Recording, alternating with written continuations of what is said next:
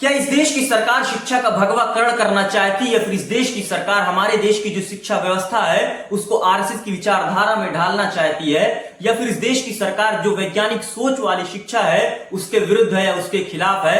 Hello everyone, this is Mohammad Umair और स्वागत है आज के एपिसोड में जहां हम करेंगे न्यूज की बात एजुकेशन के। केरला गवर्नमेंट ने सेंट्रल गवर्नमेंट द्वारा चलाई गई पीएम श्री योजना को अपने स्टेट के अंदर होल्ड कर देती है, यानी कि उस पर स्टे लगा देती है। तो सवाल ये पैदा होता है कि जो गवर्नमेंट अपने स्टेट के अंदर पहले ये अप्रूवल देती है कि इस योजना को हम अपने स्टेट के अंदर लागू करेंगे, लेकिन उसके कुछ समय के बाद यू टर्न लेती है और ये कहती है कि हम इस पर क्या कहते हैं स्टे लगाते हैं और जितने भी इस पर काम हुए हैं वो सारे के सारे होल्ड हो जाएंगे। तो सवाल ये पैदा होता है आखिर क्यों, लेकिन इसको जानने से पहले हम ये जान लेते हैं कि ये पीएम श्री योजना क्या है। पीएम श्री का मतलब ये होता है कि prime minister school for the rising India, और इस योजना का सिर्फ एक मकसद था और वो मकसद था कि पूरे देश भर में एक ऐसे सिलेक्टेड स्कूल्स लेंगे और उन सिलेक्टेड स्कूल को हम बनाएंगे आदर्श विद्यालय, और आदर्श विद्यालय में हर वो सुविधा मौजूद होगी जो कि एक स्कूल में होनी चाहिए। इस आदर्श विद्यालय के अंदर इंफ्रास्ट्रक्चर होगा, बेहतर सुविधा होगी, स्किल डेवलपमेंट होगा, स्किल्ड टीचर होंगे, यहाँ पर स्किल्स सिखाई जाएगी और यहाँ पर डिजिटल एजुकेशन दी जाएगी। हर वो चीज होगी जो एक स्कूल के अंदर होनी चाहिए। इसके लिए सरकार ने काफी अच्छा खासा बजट भी पेश किया था। सरकार ने इसके लिए 27,360 करोड़ रुपए का बजट पेश किया था और इसमें यह कहा गया था कि 18,128 करोड़ रुपए सेंट्रल गवर्नमेंट खर्चा करेगी और बाकी का जो खर्चा होगा वो स्टेट गवर्नमेंट करेगी। और इन्होंने इसके बंटवारे के लिए जो स्टेट और सेंट्रल गवर्नमेंट का जो बजट का बंटवारा था उसका जो रेशियो था वो 60 और 40 का रेशियो था।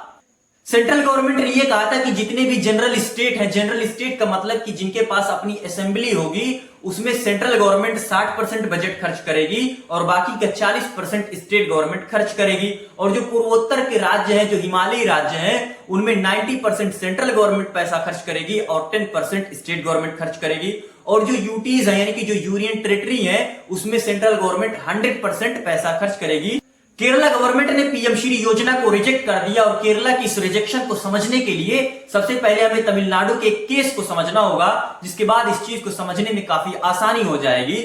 देखिए, तमिलनाडु भी उसी लिस्ट में खड़ा है जिस लिस्ट में केरला है। तमिलनाडु ने भी पीएम श्री स्कूल बनाने से मना कर दिया था, जिसके बाद सेंट्रल गवर्नमेंट ने उनके ऊपर दबाव बनाया कि अगर आप लोग पीएम श्री स्कूल नहीं खोलेंगे तो आपका जो समग्र शिक्षा अभियान के तहत आपका जो बजट आता है हम उस बजट को रोक देंगे। और सेंट्रल गवर्नमेंट ने तमिलनाडु का बजट रोक दिया जो कि उसे समग्र शिक्षा अभियान के तहत मिलता था। उसके बाद तमिलनाडु की सरकार ने सेंट्रल गवर्नमेंट के खिलाफ सुप्रीम कोर्ट में केस फाइल किया और ये कहा कि सेंट्रल गवर्नमेंट के ये कौन सा लॉजिक है यार कि अगर उसकी कोई योजना को हम नहीं मानते हैं तो वो हमारे समग्र शिक्षा अभियान के बजट को रोक देता है। यार, शिक्षा पे जो अधिकार है वो उनका भी अधिकार है और हमारा भी अधिकार है, क्योंकि शिक्षा जो है समवर्ती सूची में आता है। और अगर इस योजना को हम नहीं मानते हैं तो हमारे बजट को रोक देते हैं। आप बजट के मालिक नहीं है, आप बजट के केयर टेकर हैं। आपको बजट को केयर टेक करने के लिए दिया गया, आप उसके मालिक नहीं है। आप हमारा बजट क्यों रोकेंगे? उसके बाद सुप्रीम कोर्ट में इस चीज की सुनवाई से पहले सेंट्रल गवर्नमेंट ने उसका पैसा रिलीज कर दिया,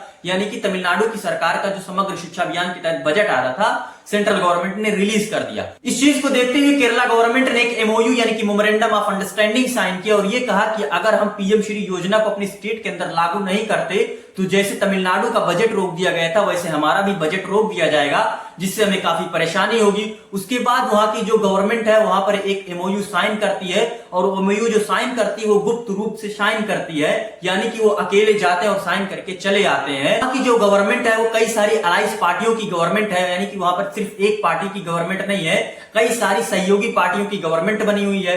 तो ऐसे में जब वो जाते हैं अकेले गुप्त रूप से साइन करके चले आते हैं और अपनी सहयोगी पार्टियों को बताते ही नहीं है, तो इनकी जो सहयोगी पार्टी होती है वो इस चीज का विरोध करती है कि ये कौन सा बात होती है यार कि आप लोग जाते हैं गुप्त रूप से साइन करके चले आते हैं, हम भी आपकी सहयोगी पार्टी हैं, हमारे सहयोग से आपकी सरकार बनी है और हम ही को आप लोग नहीं बताते हैं, हम इस चीज को नहीं मानते, इस चीज को आपको वापस लेना होगा। उसके बाद केरला की गवर्नमेंट इस चीज पर यू टर्न लेती है और ये कहती है कि अभी तक जितना भी काम हुआ पीएम श्री योजना पर हम इस चीज पर स्टे लगाते हैं और इसको होल्ड करते हैं। और होल्ड करने के बाद वहां पर 7 मेंबर की एक कमेटी बनाई और कमेटी बना करके उसको दे दिया गया, अब वो इस चीज पर रिपोर्ट। लेकिन जब मैं न्यूज पढ़ रहा था तो द हिंदू न्यूज़पेपर ने इस पर बहुत बढ़िया तर्क दिया था और तर्क ये दिया था कि अगर मोदी गवर्नमेंट ये चाहती है कि हम केरला के अंदर पीएम श्री योजना को लागू करें और केरला गवर्नमेंट ये चाहती है कि हम पीएम श्री योजना को लागू नहीं करेंगे, तो सेंट्रल गवर्नमेंट को उनके ऊपर दबाव बनाने की जरूरत नहीं है। जरूरत इसलिए नहीं है क्योंकि जिस नेशनल एजुकेशन पॉलिसी के तहत आप जिस टारगेट को अचीव करना चाहते हैं, यानी कि जो आपका टारगेट है नेशनल पॉलिसी के तहत, जो आपका टारगेट है कि हम इस टारगेट को अचीव करेंगे,